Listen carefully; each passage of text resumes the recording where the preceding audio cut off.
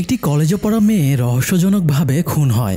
এরপরে তার লাশটা পাওয়া যায় জনপ্রিয় রাজনৈতিক নেতার গাড়িতে, যে নেতা খুব শীঘ্রই নমিনেশন পেতে চলেছে এবং তার নির্বাচনে জয়লাভ নিশ্চিত। এখন প্রশ্ন হলো, সে কি আসলেই খুনটা করেছে নাকি ফেঁসে গেছে গভীর কোনো চক্রান্তের জালে? জানতে হলে আসুন শুনে আসি রিসেন্টলি রিলিজ পাওয়া web series search the nano murder কেসের এক্সপ্লেনেশন। শুনশান রাত, নির্জন জঙ্গলের পথে প্রাণভয়ে ছুটে পালাচ্ছিল একটি অসহায় মেয়ে। তাকে ধাওয়া করছিল গাড়িতে বসে থাকা কোনো আততীয়। মেয়েটি সুযোগ পেয়ে আড়ালে লুকিয়ে পড়ে, কিন্তু তবুও শেষ রক্ষা হয় না। আচমকা কেউ এসে তার পেটে ছুরি ঢুকিয়ে দেয়। নির্জন অন্ধকারকে সাক্ষী রেখে সে নির্মমভাবে মারা যায়। এদিকে পরের দিন সকালে এসিপি সংযুক্তা দাস তার জিনিসপত্র প্যাক করে রাখছিল। আগামীকাল সে আহমেদাবাদে সাইবার ক্রাইমে ট্রান্সফার হয়ে যাচ্ছে, তাই ক্রাইম সেল ডিপার্টমেন্টে আজকেই তার লাস্ট ওয়ার্কিং ডে। সংযুক্তার মেয়ে পাশের রুমে ঘুমাচ্ছিল।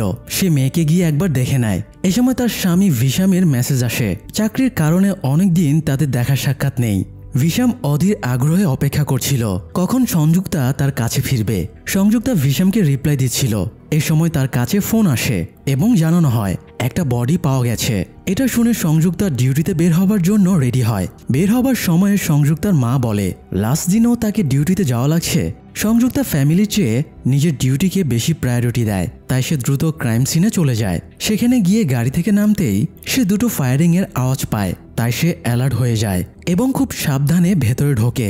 ভেতরে ঢুকে সে প্রথমেই একটা রক্তমাখা ছুরি পায়। ছুরিটা সে রুমাল দিয়ে তুলে নেয়। এরপর সে বেসমেন্টে চেয়ারের ওপরে বসা একটা লাশ দেখতে পায়।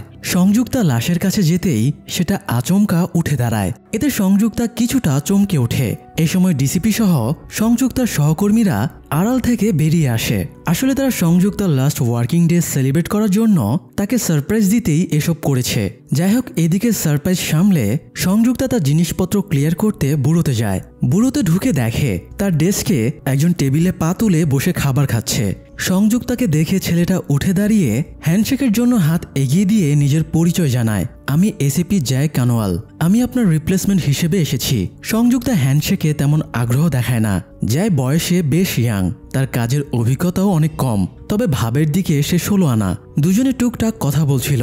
এ সময় ডিসিপি এসে জানায় পেট্রোলিংয়ের সময়ে পুলিশ রক্তমাখা কাপড় পেয়েছে, তাই ডিসিপি সংযুক্তা এবং জয় দুজনকেই সেখানে যাবার নির্দেশ দেয়। সংযুক্তা একটু অনিচ্ছা প্রকাশ করে, কারণ আজকে তার লাস্ট ডে। সে তো এই কেসটাকে কন্টিনিউ করতে পারবে না, তাই সেখানে গিয়ে বা কি করবে। আবার জয়ও এই কেসের লিড হারাতে চাইছিল না। সংযুক্তা এই কেসে হাত দেওয়া মানে সিনিয়রিটির বিচারে তাকে সংযুক্তার কমান্ড মানা লাগবে, তাই সে কেসটা নিজেই সামলাতে চাইছিল। কিন্তু ডিসিপি স্ট্রেট বলে দেয় সংযুক্তা যতক্ষণ আছে ততক্ষণ সেই কেসের দায়িত্বে থাকবে। তাছাড়া এই এলাকার পুরোটাই সংযুক্তার চেনা জানা। এই জন্য জয় সংযুক্তার সাথে এই কেসটা হ্যান্ডেল করলে সে অনেক কিছু শিখতে পারবে। তো ডিসিপির নির্দেশ যেহেতু অমান্য করা যাবে না, এই জন্য অনিচ্ছা সত্ত্বেও জয় তার কথা মেনে নেয়। মার্ডার স্পটে গিয়ে গাড়ি থেকে নামার আগে সংযুক্তা পিস্তলের বুলেটগুলো বের করে গাড়িতে রেখে দেয়। এটা দেখে অবশ্য জয় বেশ অবাক হয় এবং এই ব্যাপারে জিজ্ঞেস করে। সংযুক্তা বলে কেস সলভ করতে বুলেট না, বরং বুদ্ধি লাগে। তো গাড়ি থেকে নামার পরে এসআই জানায় তারা একটা রক্তমাখা ড্রেস এবং একটা মোবাইল পেয়েছে। সংযুক্তা মোবাইলটা চার্জ দিয়ে অন হয় কিনা দেখতে বলে। জয় ড্রেসের কলারে দ্য অ্যালোইস এডুকেশনাল ইনস্টিটিউটের ট্যাগ দেখতে পায়। এতে তারা বুঝে যায় ভিকটিম অ্যালোইস কলেজে পড়ে। জয় বলে তাদের সময় নষ্ট না করে অ্যালোইস কলেজে গিয়ে খোঁজ নেওয়া উচিত। তবে সংযুক্তা এই জায়গাটার আশেপাশে আরেকটু সার্চ করে দেখতে চাইছিল। সংযুক্তা কিছুটা এগিয়ে গিয়ে একটা ঝিল দেখতে পায়। সংযুক্তা ঝিলটা সার্চ করতে বলে।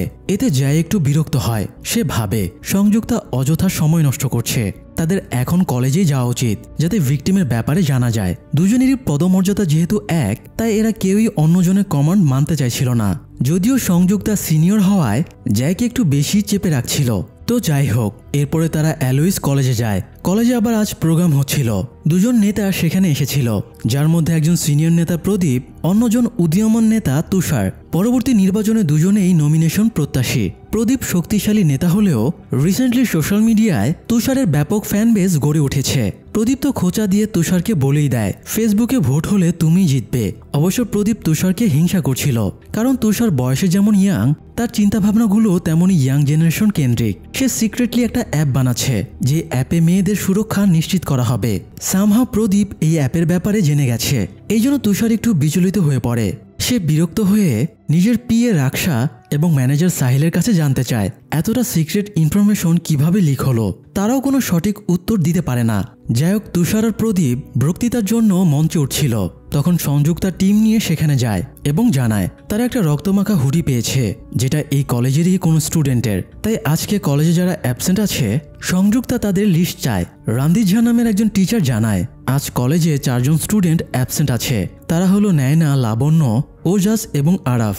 তারা এই 4 জনের ডিটেলস এবং বাড়ির ঠিকানা নিয়ে নেয়। এরপর সংযুক্তা জয়কে নিয়ে নায়নার বাড়িতে যায়। নায়নার মা যখন শোনে নায়না কলেজে নেই তখন সে বিচলিত হয়ে পড়ে।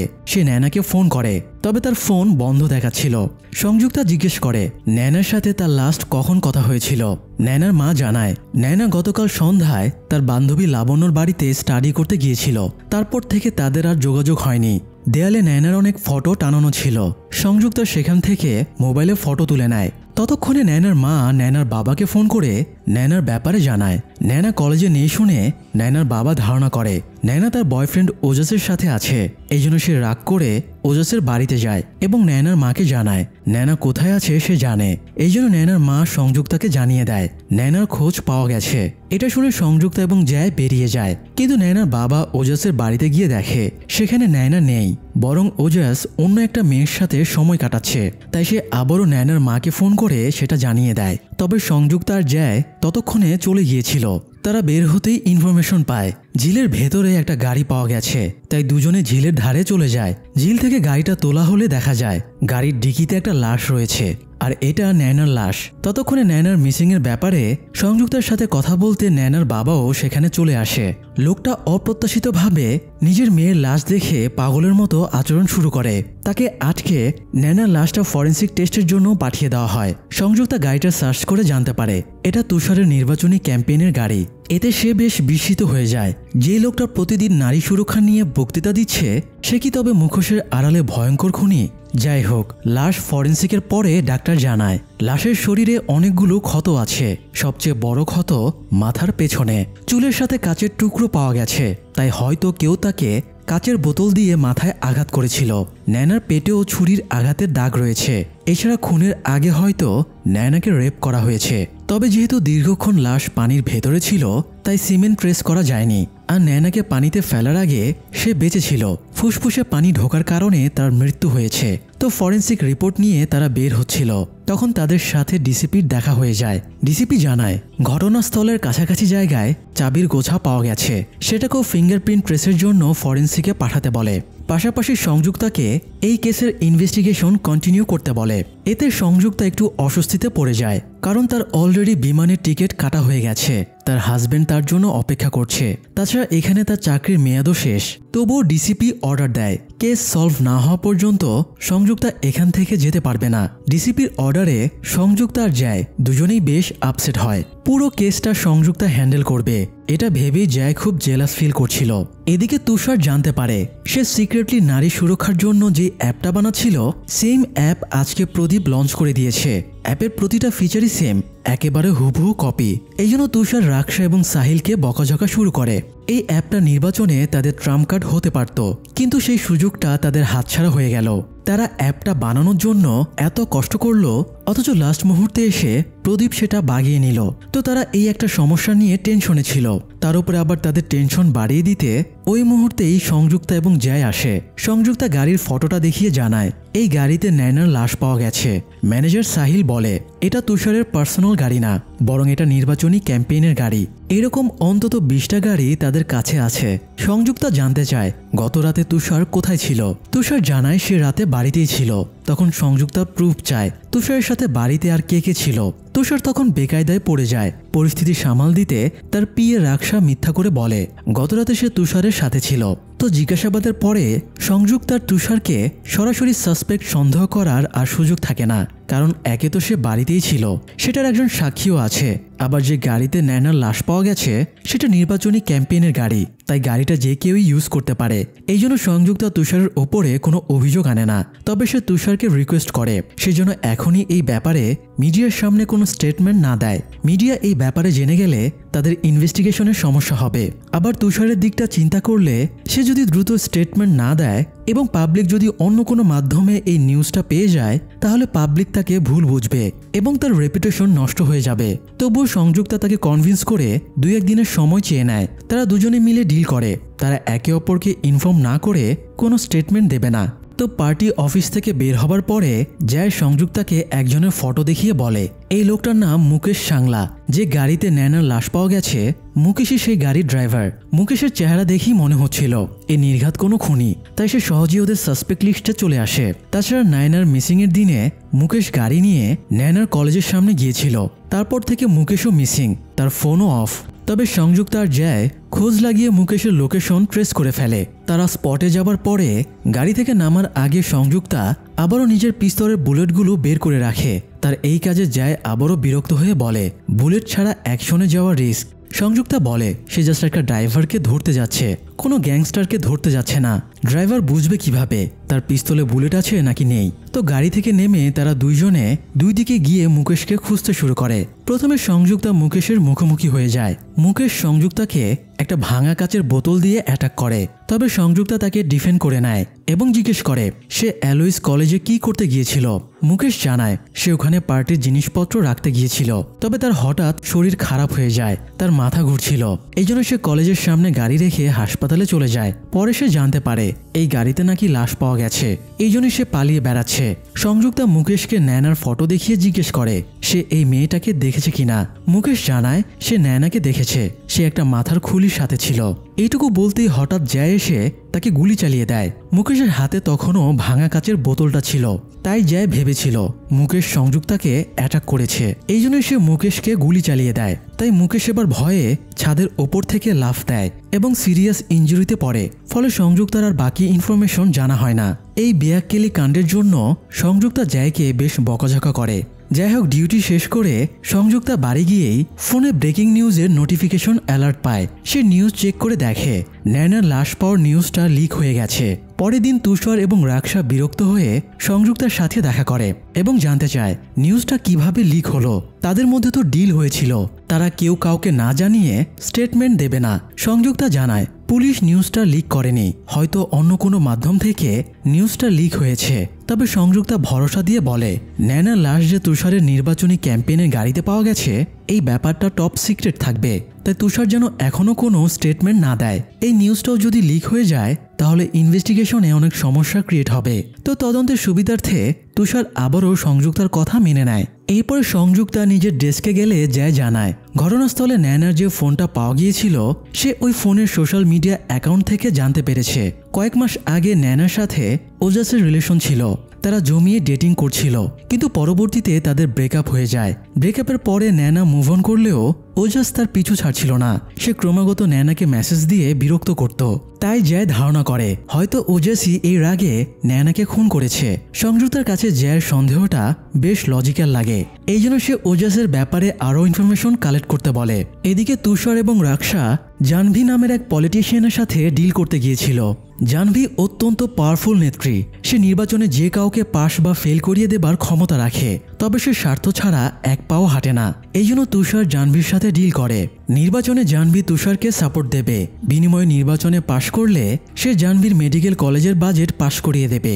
তো ডিল করে তারা ফিরছিল, তখন রাক্সা তুষারকে বলে তাদের ন্যানা মার্ডারের ব্যাপারে স্টেটমেন্ট দেওয়া উচিত, না হলে পরে তারা ফেসে যাবে।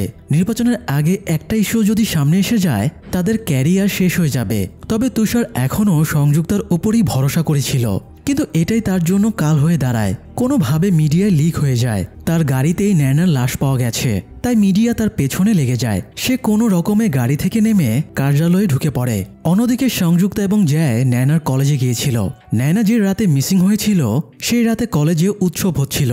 জয় টিচার রণধীরের কাছ থেকে উৎসবের ফটোগুলো কালেক্ট করে এনে সংযুক্তাকে দেখায়। সংযুক্তা খেয়াল করে উৎসবে ন্যানা উৎসবের কস্টিউম পরেছিল, অথচ তার ডেড বডিতে অন্য ড্রেস পাওয়া গিয়েছিল।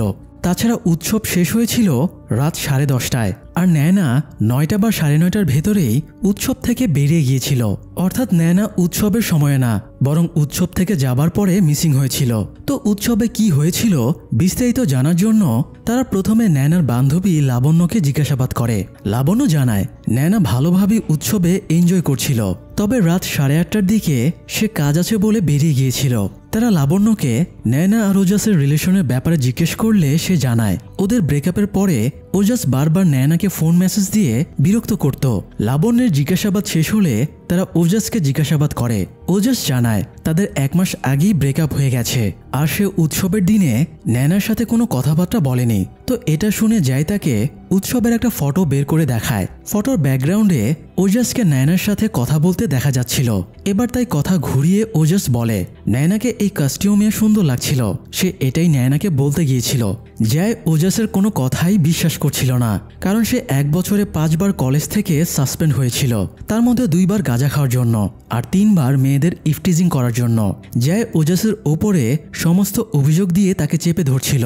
কিন্তু এই সময় ওজাসের বাবা মা চলে আসে এবং বলে লয়ার ছাড়া তার ছেলেকে কোনো জিজ্ঞাসাবাদ করা যাবে না। তো এটা যেহেতু রুলস, তাই সংযুক্তা আগামীকাল লয়ার সহ ওজাসকে বুড়োতে আসতে বলে। তবে তারা চলে আসার আগে ওজাসের মোবাইলটা নিয়ে নেয়। এরপরে ফিরে এসে তারা কেসটা অ্যানালাইসিস করছিল। তারা সিসিটিভি ফুটেজ চেক করে দেখেছে নয়না বিকাল 4টায় সাইকেল চালিয়ে কলেজে এসেছিল, তবে পরবর্তীতে তার সাইকেলটা ট্রেস করা যায়নি। এরপরে মুকেশ ক্যাম্পেইনের গাড়ি নিয়ে সন্ধ্যা 7:36 এসেছিল। এরপরে গাড়িটা 9:38 আবারও বেরিয়ে যায়। তবে তার আগে রাত 9টায় মুকেশ হাসপাতালে ভর্তি হয়েছিল।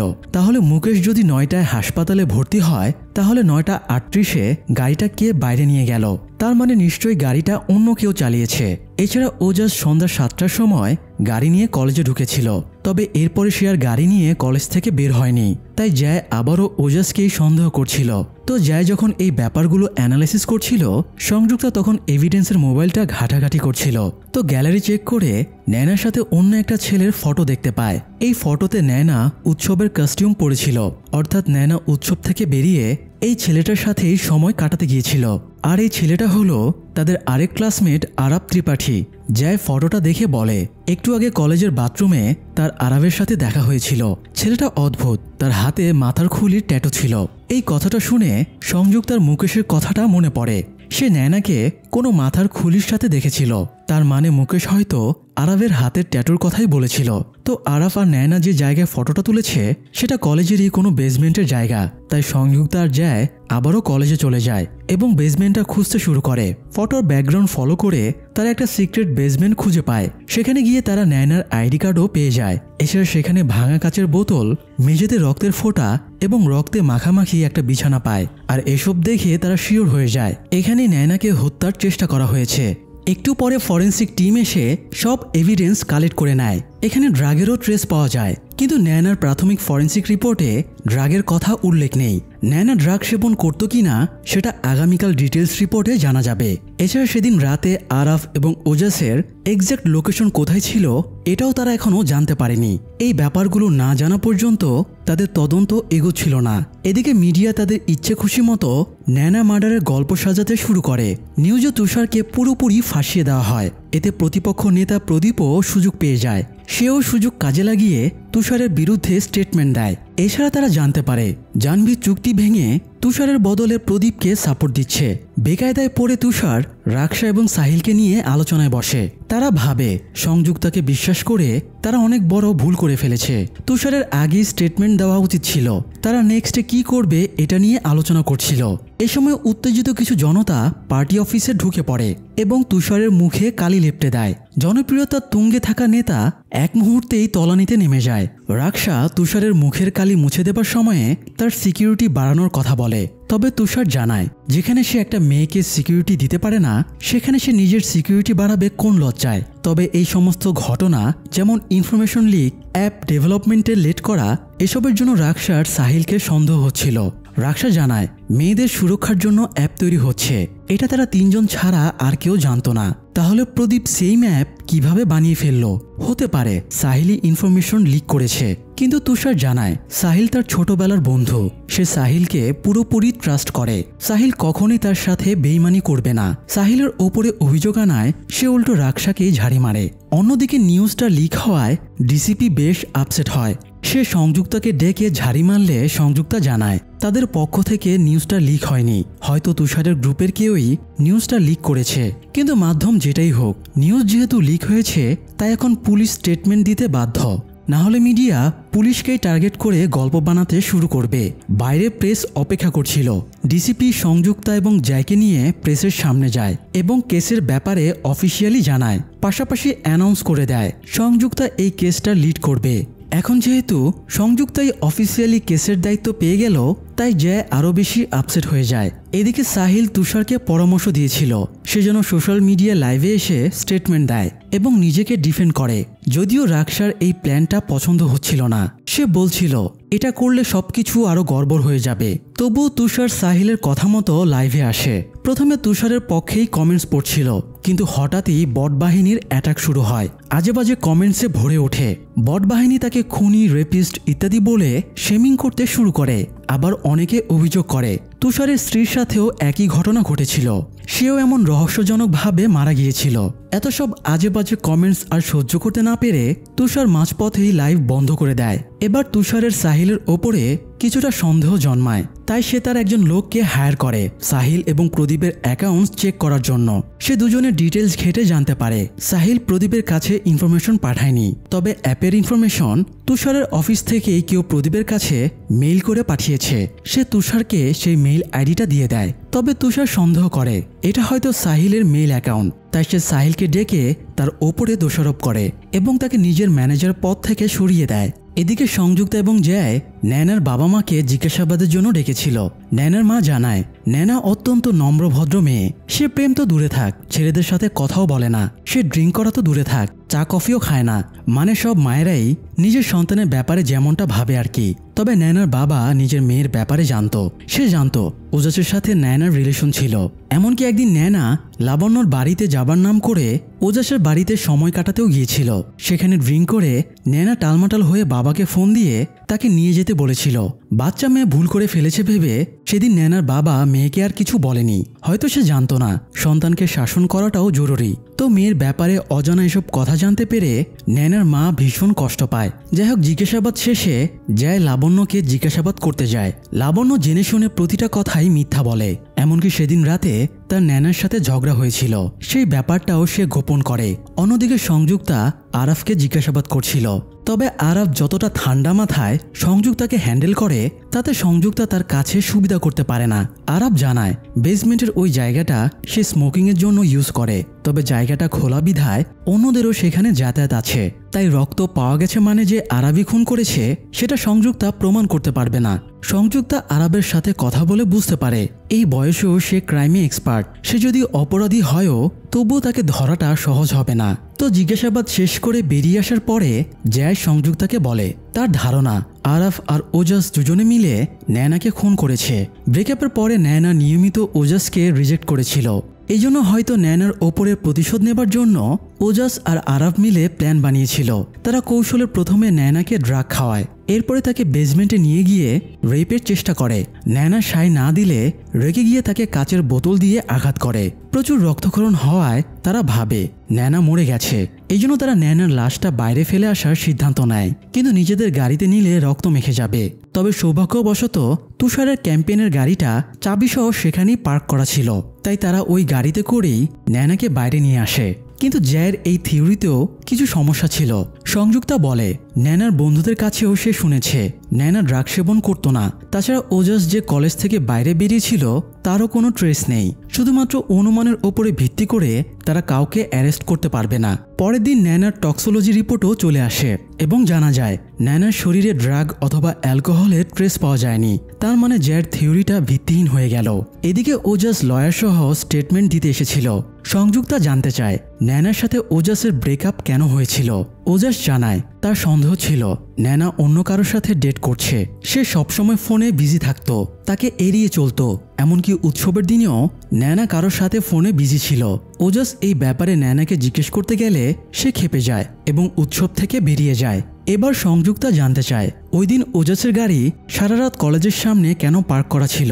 ওজাস জানায় সে বেশি ড্রিঙ্ক করে ফেলেছিল, তাই গাড়ি চালিয়ে বাড়ি যাবার পরিস্থিতিতে ছিল না। তবে সংযুক্তার কাছে ইনফরমেশন ছিল রাত 3টার সময়ে আরাফের গাড়ি ওজাসের বাড়ির সামনে দেখা গেছে।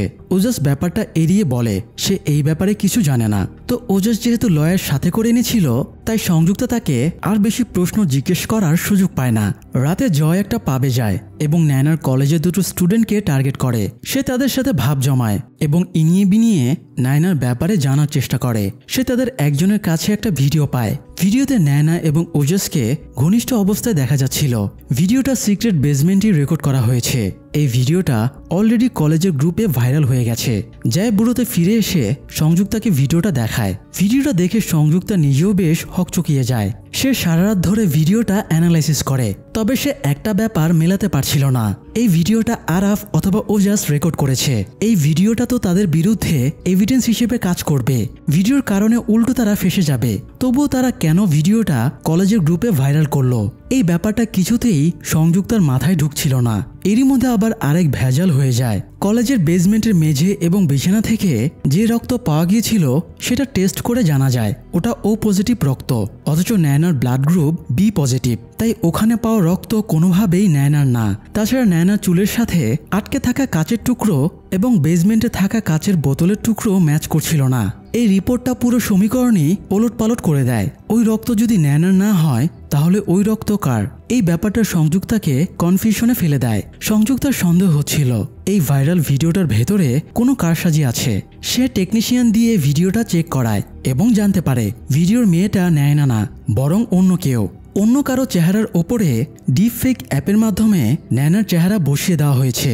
এটা শুনে সংযুক্তার সন্দেহ নায়নার বান্ধবী লাবণ্যর দিকে চলে যায়। সে সোজা লাবণ্যকে গিয়ে আটকায় এবং জিজ্ঞাসাবাদ করে। লাবণ্য এবার স্বীকার করে সেদিন উৎসব চলাকালীন সে নায়না, আরাফ এবং ওজাস ওই বেসমেন্টে গিয়েছিল। সেখানে তারা চিল করতে চাইছিল।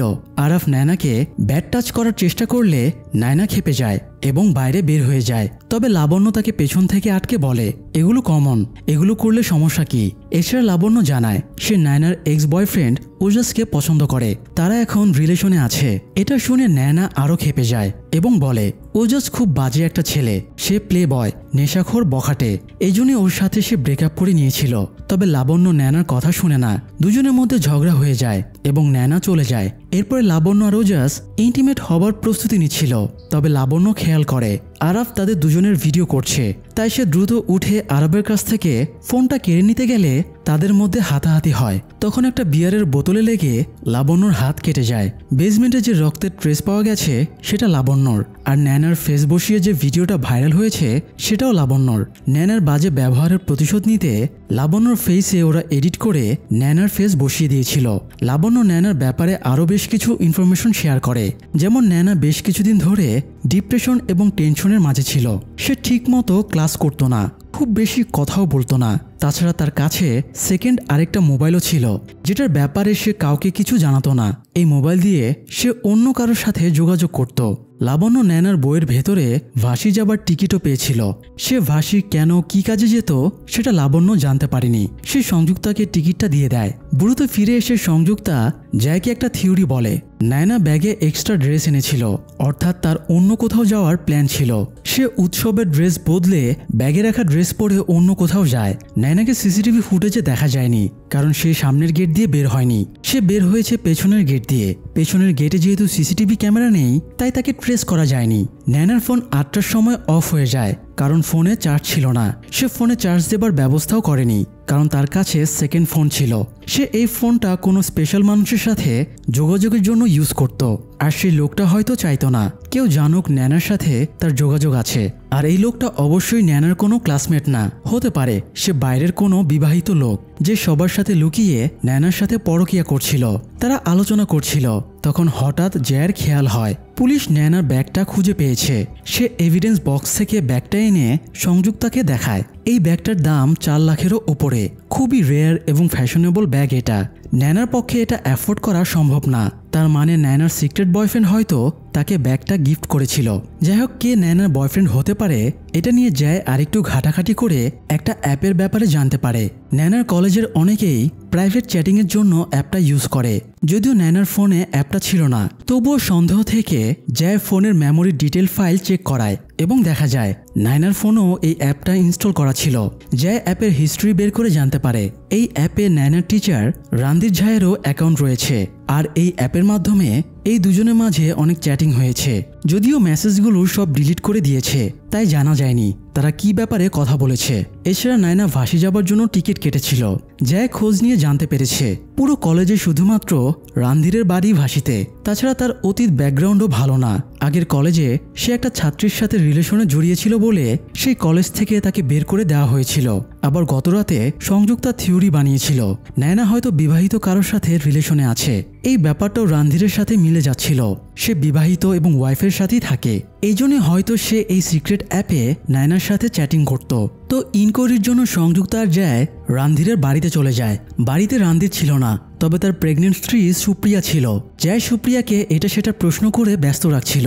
এই সুযোগে ওয়াশরুমে যাবার নাম করে সংযুক্তা রণধীরের ঘরে সার্চ করে। সে রণধীরের ঘরে প্লাস্টিকের টাই ক্লিপ পায়। এই সেম ধরনের টাই ক্লিপ দিয়ে নায়নার লাশের হাত পা বাঁধা ছিল। এছাড়া সে রণধীর এবং তুষারের একসাথে একটা ফটো পেয়ে যায়। রণধীর এবং তুষার দুজনেই খুব ক্লোজ ছিল। সংযুক্তা গোপনে ফোনে তাদের ফটোর একটা ফটো তুলে নেয়। বেরিয়ে আসার পরে তারা আরেকটু খুঁজে নায়নার সাইকেলটাও পেয়ে যায়, যেটা এতদিন ধরে মিসিং ছিল। এদিকে নায়নার বাবার বন্ধু বিনায়ক নায়নার বাবাকে এসে জানায় পুলিশের সন্দেহ নায়নার টিচার রণধীর তাকে হত্যা করেছে। আসলে পুলিশ কনস্টেবল সিন্ধে তাদের বন্ধু ছিল। সিন্ধের কাছ থেকে তারা এই কেসের বিভিন্ন ডিটেলস পেয়ে যেত। অন্যদিকে রাক্সার কাছেও খবর পৌঁছে যায় রণধীর এখন পুলিশের সাসপেক্ট লিস্টে। এটা শুনে সেও বিচলিত হয়ে পড়ে, কারণ এই ব্যাপারটায় মিডিয়ায় আসলে তুষার আরও ফেসে যাবে, কারণ রণধীর তুষারের বন্ধু। যাই হোক, সংযুক্তা এবং জয় আলাদা আলাদাভাবে রণধীরের স্ত্রী, সিকিউরিটি গার্ড এবং পাড়ার প্রতিবেশীর সাথে কথা বলে জানতে পারে দুজন প্রতিবেশী মিসিংয়ের রাতে নায়নাকে এখানে দেখেছে। প্রথমে রণধীর কিছু স্বীকার খাচ্ছিল না, কিন্তু যখন সে বুঝতে পারে সে ফেসে যাচ্ছে তখন সে জানায় মিসিংয়ের দিনে রণধীরের জন্মদিন ছিল, তাই নায়না তাকে বাড়িতে শুভ জন্মদিন জানাতে এসেছিল। এছাড়া নায়না তাকে একটা বইও গিফট করেছিল। এদিকে রণধীরকে জিজ্ঞাসাবাদের নিউজটা মিডিয়ায় চলে আসে, তবে তারা নিউজটা অতিরঞ্জিত করে ফেলে। রণধীরই আসল খুনি, তাই পুলিশ তাকে গ্রেপ্তার করেছে। নিউজটা দেখে তুষার খুবই বিচলিত হয়ে পড়ে। সব দিক থেকে বেকায়দায় পড়ে সে আবারও সাহিলের সাথে দেখা করে। সাহিল তুষারের উপরে আপসেট ছিল। সে তুষারকে বলে, আমি তোর সব সিক্রেট জানি। আমার যদি তোর সাথে বেইমানি করার ইচ্ছা থাকতো তাহলে তোর আর রাক্সার রিলেশনের কথাটাও পাবলিক করে দিতাম। তুষার সাহিলকে সরি বলে, তবে সাহিল তখনও তুষারের ওপরে আপসেট ছিল, তাই সে উঠে চলে যায়। অবশ্য পরের দিন সে পার্টি অফিসে এসে তুষারকে সাপোর্ট দেয়। সাহিল ফিরে আসায় রাক্সা বেশ রেগে যায়। এই নিয়ে তার এবং তুষারের মাঝে ঝগড়া শুরু হয়। তো এক পর্যায়ে তুষার রাক্সাকেই বের করে দেয়। এদিকে সংযুক্তা টিম নিয়ে রণধীরের বাড়িতে সার্চ করতে যায়। ফরেন্সিক টিম রণধীরের বাড়ির মেঝেতে রক্তের ট্রেস পেয়ে যায়। যদিও রক্ত মুছে ফেলা হয়েছিল, তবুও ইউভি লাইটে সেটা দেখা যাচ্ছিল। সংযুক্তা স্যাম্পল কালেক্ট করে নেবার নির্দেশ দেয়। এ সময় তার কাছে ডিসিপির ফোন আসে এবং দ্রুত ব্যুরোতে ডাকে। সংযুক্তা ব্যুরোতে গিয়ে দেখে ডিসিপি রণধীরকে কাস্টাডি থেকে ছেড়ে দিয়েছে। সে বিস্মিত হয়ে ডিসিপিকে এই ব্যাপারে জিজ্ঞেস করলে ডিসিপি জানায় রণধীরের পক্ষে দুজন সাক্ষী দিতে এসেছে। ওদের সাক্ষীর পরে আর রণধীরকে কাস্টাডিতে রাখা সম্ভব না। সংযুক্তা ওদের দুজনের কাছে গেলে ওরা জানায় ওদের একজনের নাম অমৃত এবং অপরজনের নাম সাক্ষী।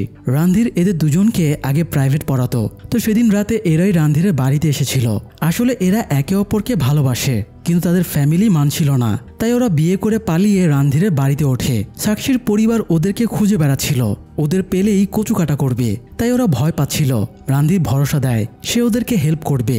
রণধীর ওদেরকে পুলিশের কাছে যাবার পরামর্শ দেয়, তবে সাক্ষী ভয় পাচ্ছিল পুলিশ যদি ওদেরকে বাবার হাতে তুলে দেয়। সেই আতঙ্কে সে হাতের শিরা কেটে ফেলে।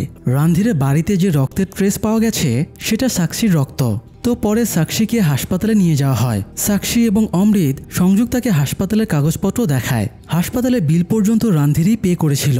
এই জন্য সব মিলিয়ে তাকে আর সন্দেহ করার সুযোগ থাকে না। সংযুক্তার ক্রমাগত ব্যর্থতায় ডিসিপি এবার তার ওপরে আপসেট হয় এবং তাকে দায়িত্ব ছেড়ে আহমেদাবাদে চলে যেতে বলে। সংযুক্তা নিজেও নিজের প্রতি আপসেট ছিল, তবু সে লাশ চেষ্টা হিসেবে সেই গাড়ির ডিটেলস চেক করে যেটাতে নায়নার লাশ পাওয়া গিয়েছিল।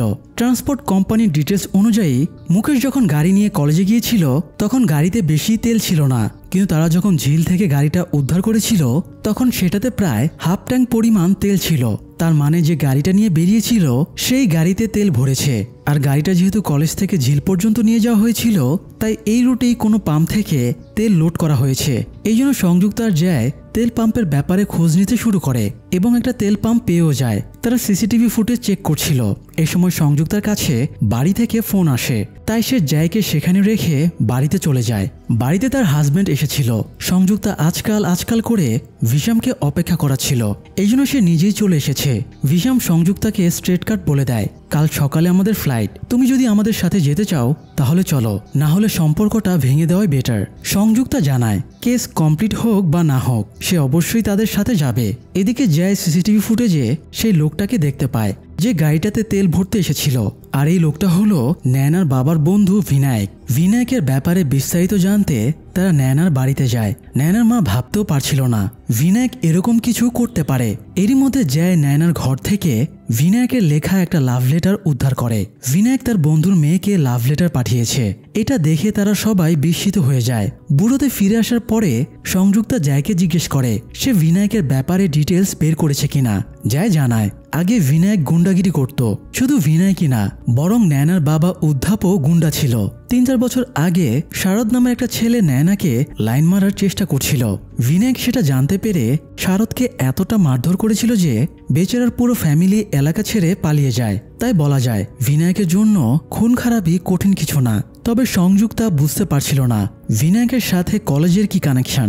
এর আগে যেসব সাসপেক্ট তারা পেয়েছিল যেমন ওজাস, আরাফ, রানধীর, সবাই কলেজের সাথে কানেক্টেড ছিল, কিন্তু বিনায়ক তো কলেজের কেউ না। তাহলে সে কলেজের সামনে থেকে ক্যাম্পেনের গাড়িটা কিভাবে নিয়ে গেল?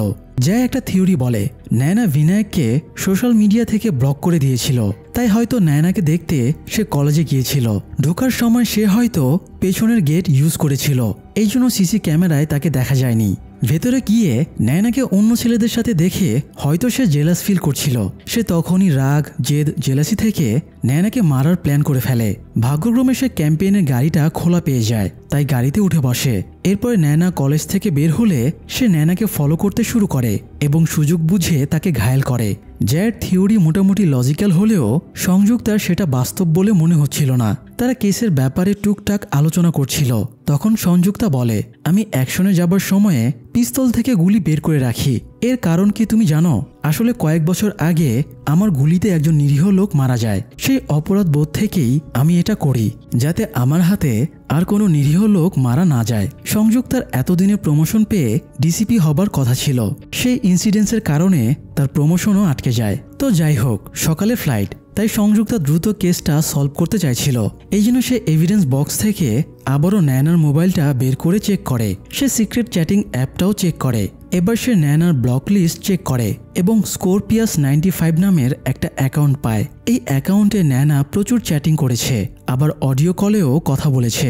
এই অ্যাকাউন্টের সাথে ন্যানা নর্মালি রোজ রাত 12টা থেকে 1টার ভেতরে কথা হতো। তবে ঘটনার দিনে সন্ধ্যা 7:45 এই অ্যাকাউন্টের সাথে নায়নার কথা হয়েছিল। তো তারা ধারণা করে এটাই হয়তো নায়নার সিক্রেট বয়ফ্রেন্ড। পাশাপাশি তারা আরেকটা থিওরি দাঁড় করায় ওই রাতে নায়না হয়তো তার বয়ফ্রেন্ডের সাথে দেখা করতে যাচ্ছিল। এটা বিনায়ক জেনে গিয়েছিল, এই জন্য জেলাসি হয়ে নায়নাকে খুন করেছে। মানে সন্দেহ তখনও বিনায়কের দিকেই ছিল। কিন্তু সমস্যা হলো কাল রাত থেকে বিনায়কের ফোন অফ, তাকে ট্রেস করা যাচ্ছে না। আসলে বিনায়ককে কাল রাত থেকেই ন্যানার বাবা উদ্ধাপ আটকে রেখেছে। উদ্ধাপ জেনে গেছে বিনায়ক ন্যানাকে বিরক্ত করত, নিজের বন্ধুই এত বড় প্রতারণা করলো, এটা উদ্ধাপ মানতে পারছিল না। তাই সে বিনায়ককে একটা গোডাউনে এনে টর্চার করে। সে বিনায়ককে মেরেই ফেলতে যাবে, কিন্তু তার আগেই বিনায়ক ফাইট ব্যাক করে। এরপরে সে নিজের মোবাইল নিয়ে আড়ালে লুকিয়ে পড়ে এবং দ্রুত মোবাইলটা অন করে। বিনায়ক মোবাইল অন করতেই পুলিশের কাছে নোটিফিকেশন চলে যায় এবং তার লোকেশন ট্র্যাক হয়ে যায়। জয় দ্রুত বিনায়ককে ধরতে বেরিয়ে যায়, তবে সংযুক্তা তার সাথে যায় না, কারণ তার ফ্লাইটের সময় হয়ে গিয়েছিল। তাছাড়া তাদের প্রধান সাসপেক্ট বিনায়কও একটু পরে ধরা পড়ে যাবে, তাই কোনো রকম আক্ষেপ ছাড়াই সংযুক্তা বিদায় নিয়ে এয়ারপোর্টে চলে যায়। সেখানে তার স্বামী এবং মেয়ে অপেক্ষা করছিল। তারা ফ্লাইটে উঠবে, তার আগ মুহূর্তে সংযুক্তার কাছে কন্ট্রোল রুম থেকে ফোন আসে এবং জানায় বিনায়কের তেল পাম্পে যাওয়াটা জাস্ট কাকতালীয় ব্যাপার ছিল। হতে পারে সে অন্য কোনো কারণে তেল পাম্পে গিয়েছিল। তবে সে তেল পাম্পে ক্যাম্পেইনের গাড়ি নিয়ে যায়নি। এমনকি কলেজ এবং ঝিলের আশেপাশেও তার কোনো ট্রেস পাওয়া যায়নি। অর্থাৎ ভিনায়ক নির্দোষ।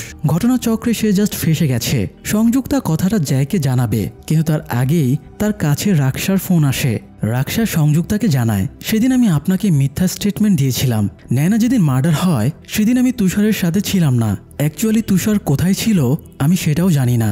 আরেকটা গুরুত্বপূর্ণ ব্যাপার হলো, ওই দিন রাতে আমাদের অফিসে পার্টি হচ্ছিল। সেই পার্টিতে নয়না এসে তুষারের সাথে দেখাও করেছিল। রাক্সা পার্টির একটা ফটো সংযুক্তাকে সেন্ড করে, যেখানে তুষার এবং নয়নাকে একসাথে দেখা যাচ্ছিল। পাশাপাশি রাক্সা জানায় সংযুক্তার ডিপার্টমেন্টে এমন কেউ আছে যে তুষারকে প্রোটেক্ট করার চেষ্টা করছে। এই জন্যই সংযুক্তা এই ইনফরমেশনগুলো এখনো পায়নি। সংযুক্তা বুঝতে পারছিল না তার ডিপার্টমেন্টের কে তুষারকে হেল্প করছে। সংযুক্তা ভেবেছিল কেসটা সলভ হয়ে গেছে, কিন্তু এত পরিশ্রমের পরে কেসটা আবারও আগের পজিশনই ফিরে এলো। ঘুরে ফিরে সাসপেক্ট সে তুষারই, কিন্তু তার বিরুদ্ধে জোরালো কোনো এভিডেন্স নেই। আর কেসের যেহেতু এমন হজবরল অবস্থা, তাই মাঝপথে তো আর সংযুক্তা কেস ফেলে চলে যেতে পারে না। তাই সে স্বামী সন্তানের সাথে যাওয়া ক্যান্সেল করে বুড়োতে ফিরে আসে। এই কেসটা তাকে কমপ্লিট করতেই হবে। পাশাপাশি জানতে হবে ডিপার্টমেন্টের কে তুষারকে হেল্প করছে। এদিকে জ্যায় ভিনায়কের লোকেশন ট্র্যাক করে গুডনে গিয়ে দেখে ভিনায়ক আর উদ্ধাব হাতাহাতি করছে। সে কিছু না ভেবে স্ট্রেট ভিনায়ককে গুলি করে দেয়। যদিও মরার আগে ভিনায়ক বলে সে কিছুই করেনি। যাই হোক, এই জটিল কেসটা নিয়ে সবার যখন নাজেহাল অবস্থা, তখন একটা ছেলে ভীষণ মানসিক প্রশান্তি অনুভব করছিল। আর এই ছেলেটা হলো সেই শারদ। নয়নাকে লাইন মারার অপরাধে ভিনায়ক যাকে মেরেছিল।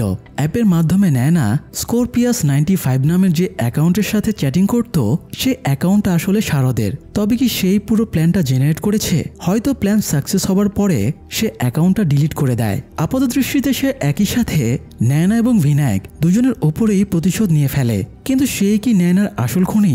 কিভাবে হয়েছিল নয়নার খুন? আর তুষারি বা নয়নার খুনে কতটুকু ইনভলভ? তাকে পুলিশ ডিপার্টমেন্টের কে হেল্প করছে? সেই মানুষটা আবার জ্যায় নয় তো? কারণ জ্যায় ড্রাইভার মুকেশ এবং ভিনায়ক দুজনকে অকারণে গুলি করে মেরেছে। তবে কি সে ওদের মুখ বন্ধ করার জন্য হত্যা করেছে? অ্যাকচুয়ালি কি রহস্য লুকিয়ে আছে নয়না মার্ডার কেসের অন্তরালে? এরকম অনেকগুলো প্রশ্ন রেখে সিরিজটির সিজন 1 এখানেই শেষ হয়ে যায়। হয়তো পরের সিজনে আমরা এসব প্রশ্নের উত্তরগুলো পাবো। তাই এই সিরিজটি ভালো লাগলে চ্যানেলটি সাবস্ক্রাইব করে আমাদের পাশেই থাকুন। দ্বিতীয় সিজন রিলিজ পেলে আমরা সেটারও এক্সপ্লেনেশন নিয়ে আসব। পাশাপাশি একটা জিনিস মাথায় রাখবেন, উঠতি বয়সী ছেলে মেয়েদের যেমন স্বাধীনতার প্রয়োজন, তেমনি তাদের শাসনও প্রয়োজন। গার্ডিয়ান হিসেবে তাদের সাথে বন্ধুত্বপূর্ণ হলে তবেই তাদেরকে কন্ট্রোল করতে পারবেন। আর উঠতি বয়সী যারা ভিডিওটি দেখছেন, তারা নিশ্চয়ই সিরিজটি দেখে বুঝে গিয়েছেন বিপথে যাবার ফল কতটা খারাপ হতে পারে। তাই কোনো সমস্যায় পড়লে পরিবারকে জানান। শেষ পর্যন্ত তারাই আপনাদের পাশে থাকবে। আর ভালো ভালো এক্সপ্লেনেশন পেতে আমাদের সাথেই থাকুন। নেশা করে জীবন নষ্টের চেয়ে আমাদের এক্সপ্লেনেশন দেখে কিছু শেখা অনেক ভালো। আজ এ পর্যন্তই। শীঘ্রই দেখা হচ্ছে। ধন্যবাদ।